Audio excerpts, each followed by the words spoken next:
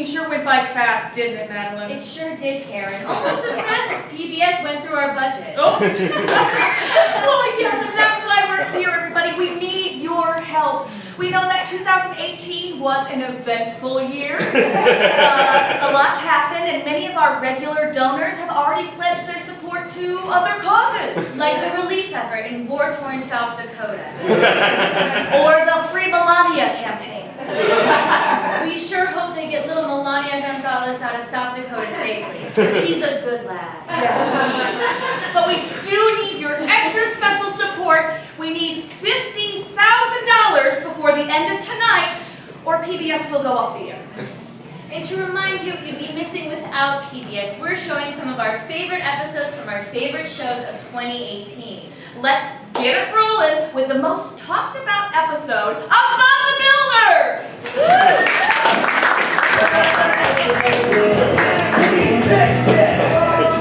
Sure is a beautiful day for building, huh, Leo? Sure is, Bob. Building is the best. You betcha, Leo. And today, we have a very important building assignment. I love very important building assignments. What is it? Well, here comes Wendy to tell us all about it. Hello, Bob. Hello, Leo. We just received this very special letter in the mail with our very important building assignments. Yeah, I love very important building assignments. We know, Leo. What does the very special letter say? It reads, quote, from the office of the very, very, very presidential president of the United States.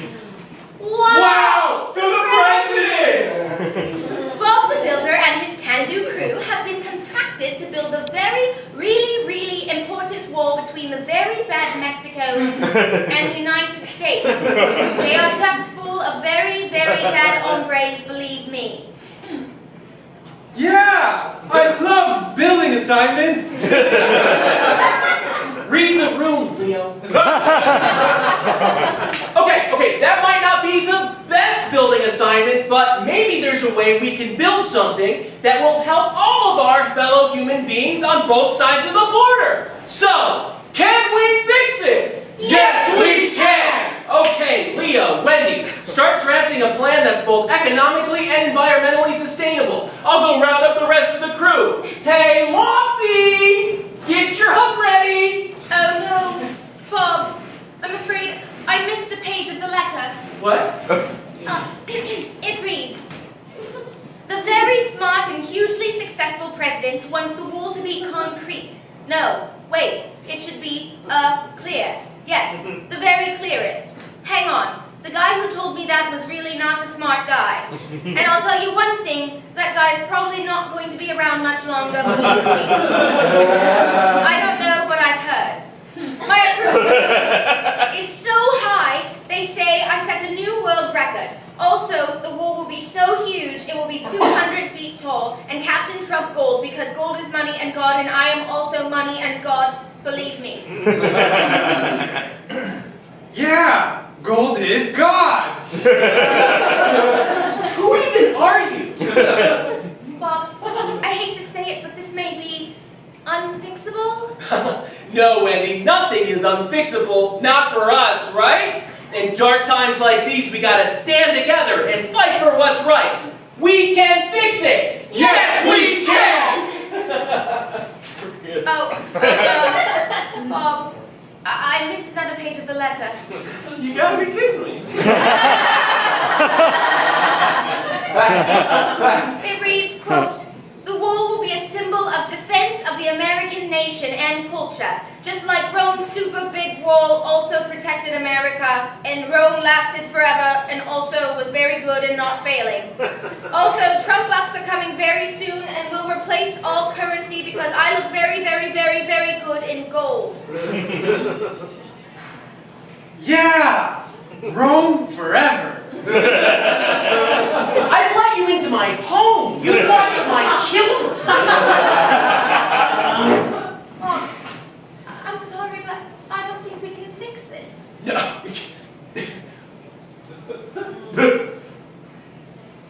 Right. We can. We can't. We can't fix it. I can't fix anything. Oh my God! Oh my God! How am I even Bob the Builder from the great The Builder family? If I can't fix everything! Oh shit!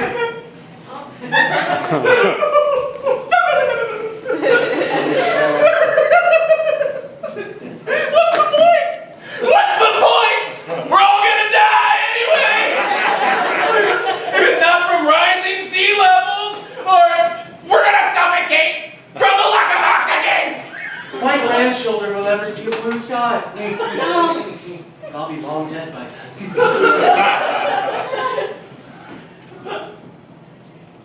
Rome forever!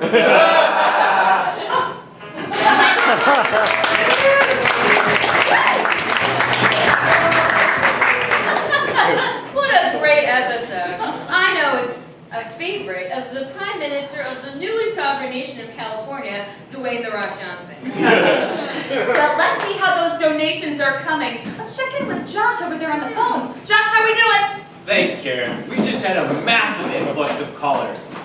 Right now we have Charlie from New Missouri on the line. Charlie, are you there? Yeah.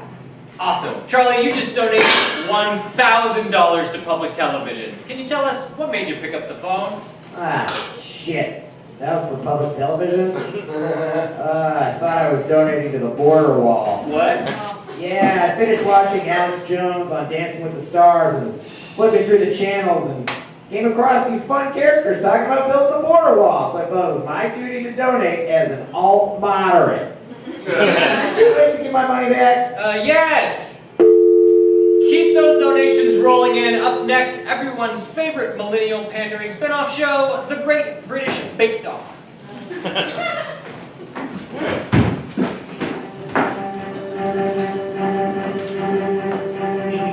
It's finals week here at the Great British Bake Off, where we're searching for the best weed baker in the UK. And our final 3 contestants are highly excited to be here.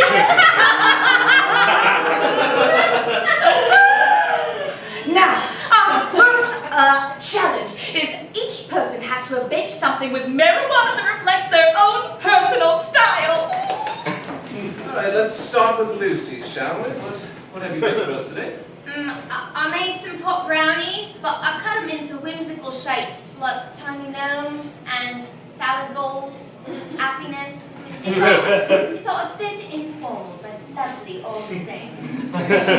They seem a tad unproved, right?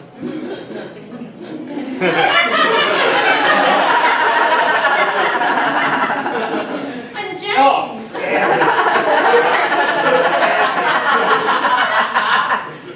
It's cupcakes with dang good smoke in them. Sorry, the flavor's not really coming through for me. No soggy bottoms on these little souls. She's a bottom.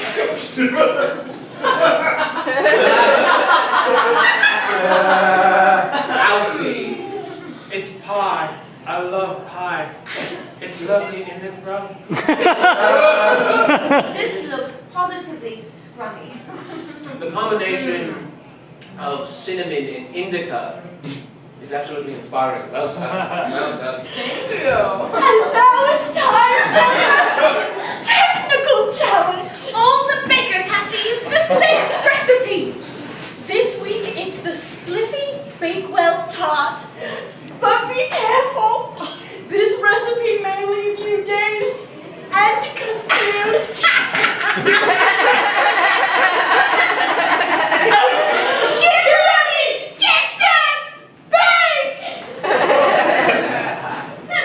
Is anyone else too stoned to actually read this?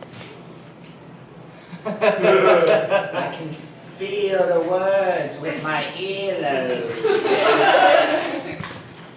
I've made something with a recipe. Chap's over! Time is a flat circle. No, up. It's a bit. The 4th dimension starts with the Time! Let's start here, shall we? Oh, it's still in the mixing bowl. I do hope there are no soggy bottoms in here. Scrummy!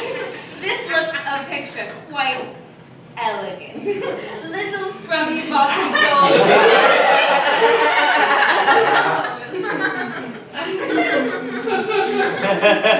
Right, let's move on. Oh, looks like someone ate most of these. Sorry. The soggy scrums. Oh, well, I guess this is to be expected, isn't it?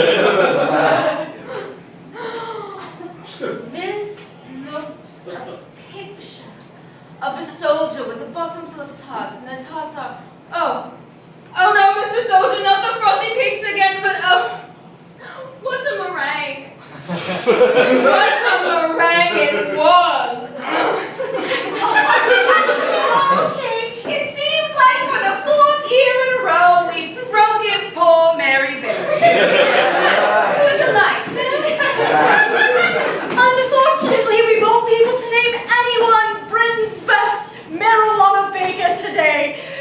Participation trophies for everyone!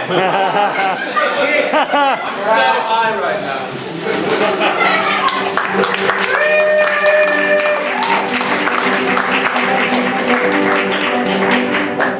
Wow, those chefs were as high as a roller coaster at Disney World. Too bad Disney World is completely underwater along with the entire state of Florida. Let's just hope that the Al Gore Foundation for I Told You So can drain that swamp soon. In the meantime, please enjoy this exclusive interview from our Participation Award-winning news program, Frontline.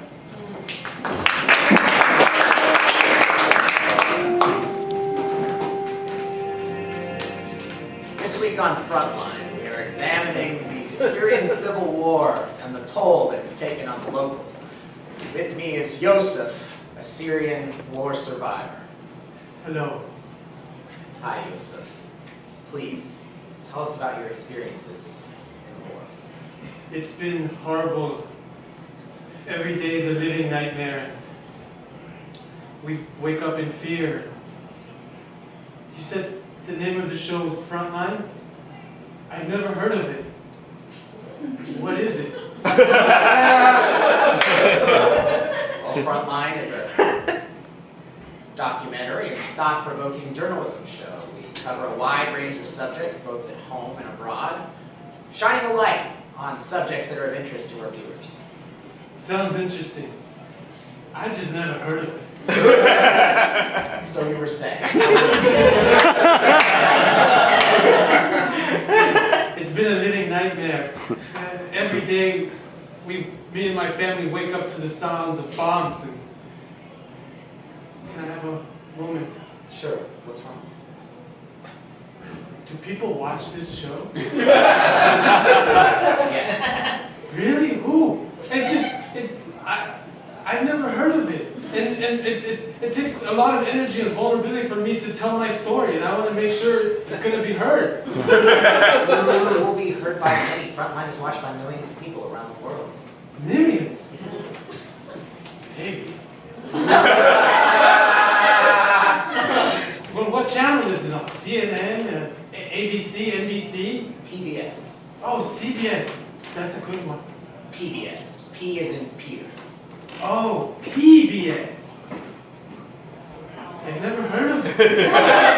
It's public television, public broadcasting service. We are funded by donations from viewers and citizens who watch the channel. Oh, okay. Many of our episodes are streaming on Netflix. Surely you've heard of Netflix. Yes, I have a subscription. Wonderful. Actually, I'm sharing with my brother. But you know,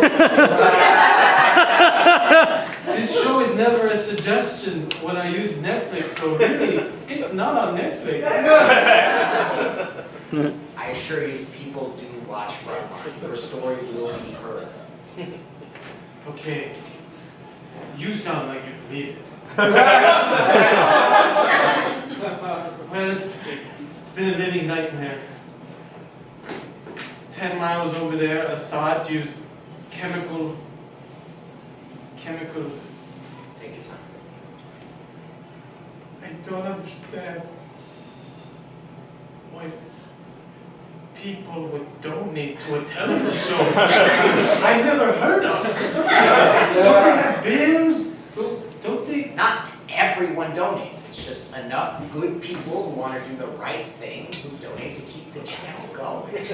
Well, if there's that many good people, why aren't they here? It's been 6 years of civil war. All right, fine. They do it for tote bags. Bags, stickers, and coffee mugs. I'm sure to do my job. Look, my name is Cody. Like I said earlier, it takes a lot of energy and vulnerability for me to tell my story. And I don't want to tell it to some tote bag and sticker lovers who are just going to listen to my sad story and then get a rush when they share it with their friends at some dinner meal.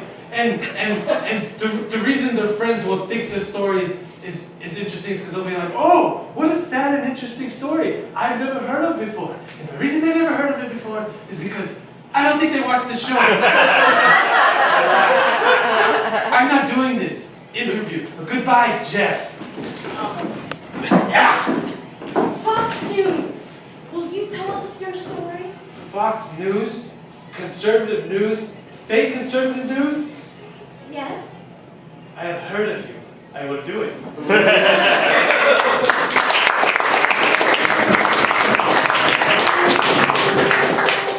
Journalism at its finest.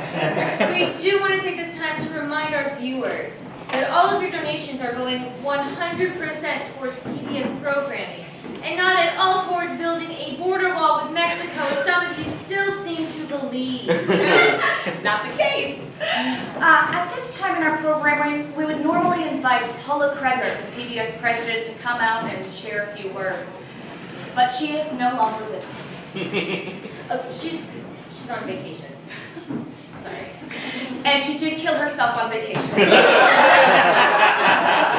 in credit card debt. Couldn't do it. Yes. But we will play this very special episode of one of her favorite programs, Sesame Street.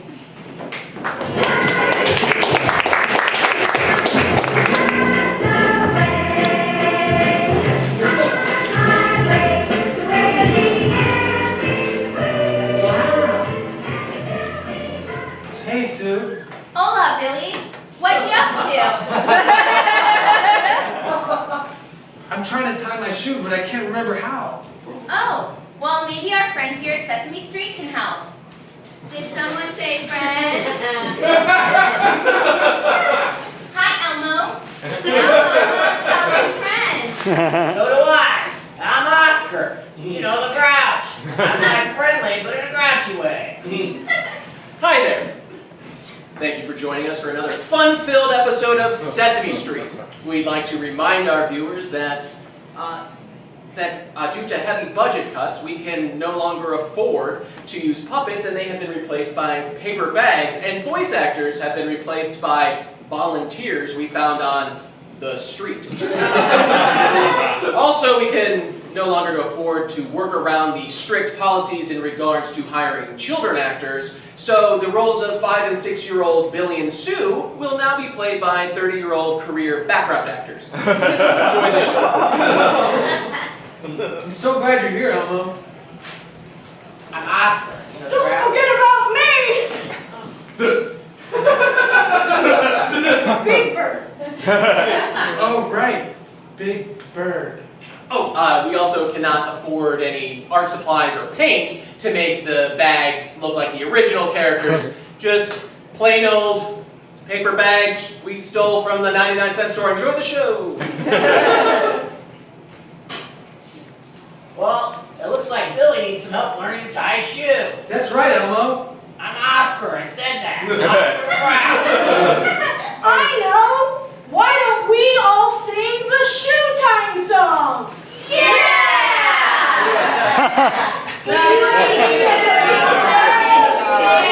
also had to fire all of our writers, so we're just kind of winging it.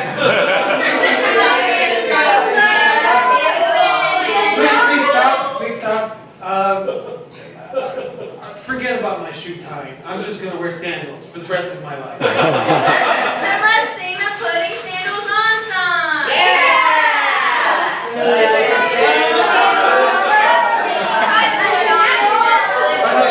Alright, stop.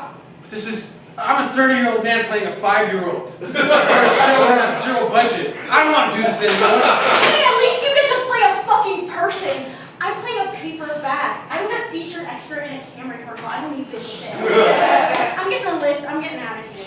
Oh, looks like I got a ride. A lot of us here at PBS had to take second, third, and fourth jobs. You're Big Bird. Awesome, let's go. So what the fuck are we supposed to do now? Would you guys stop swearing? This is a kid's show. Fuck you. Yeah, fuck you. Hey, don't talk to Elmo like that. I'm Oscar. How hard is that?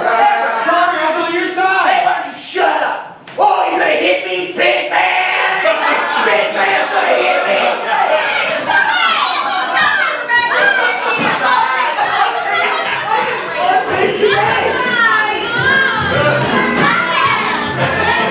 This episode of Sesame Street is brought to you by the letter F. For we're fucked.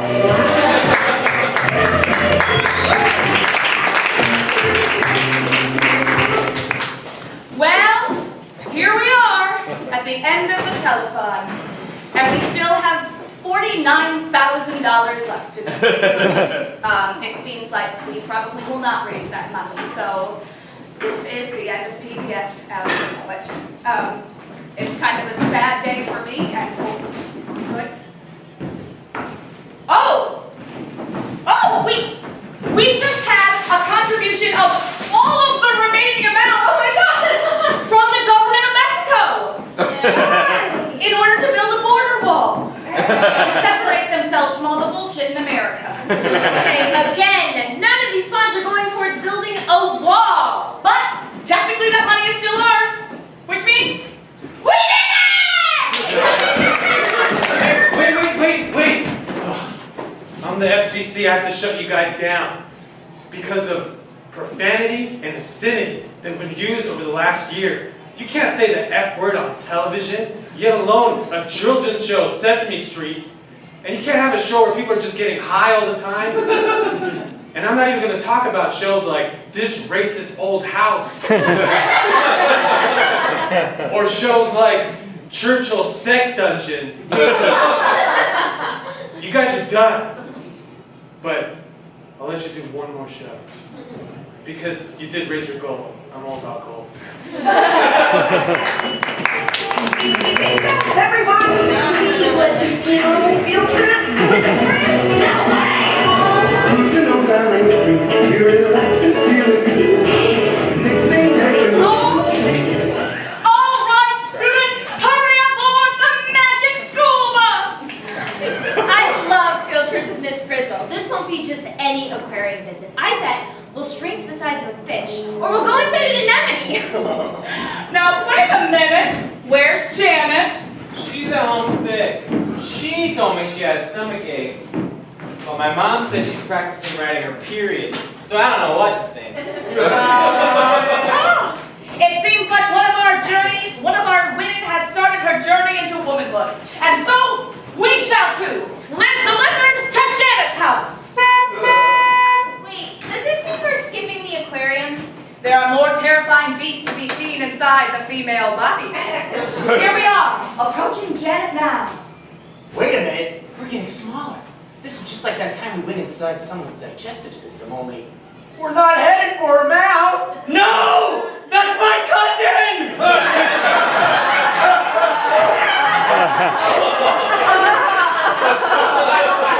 The 12-year-old vagina. A place of mystery. This is fishier than the aquarium by a long shot. Carlos! And one Carlos. Here we are filling up the vaginal canal. It says here that during menses, pieces of the uterine lining are flushed on the vaginal canal by blood. What does that mean? It means hold on to your snorkels. This is my cousin! And deeper we go. Frizzle, this can't be okay. Oh, don't worry, Arnold. Janet specifically asked us to make this on the day of her blessed menses. Here on the Magic School Bus, we value consent. I don't consent. Whoa! Seems we've hit something. Let's get up and get a little feel around here. Oh, yep, exactly what I thought. Is it a blockage? A cyst? A reason to turn around, exit my cousin's vagina, and seek therapy? Her hymen. Now, students, come explore. Who knows how to break a hymen? I do. Besides that, Carlos. It says here that girls can break their hymens by playing sports, like horseback riding. Why do you have that book? Well, Miss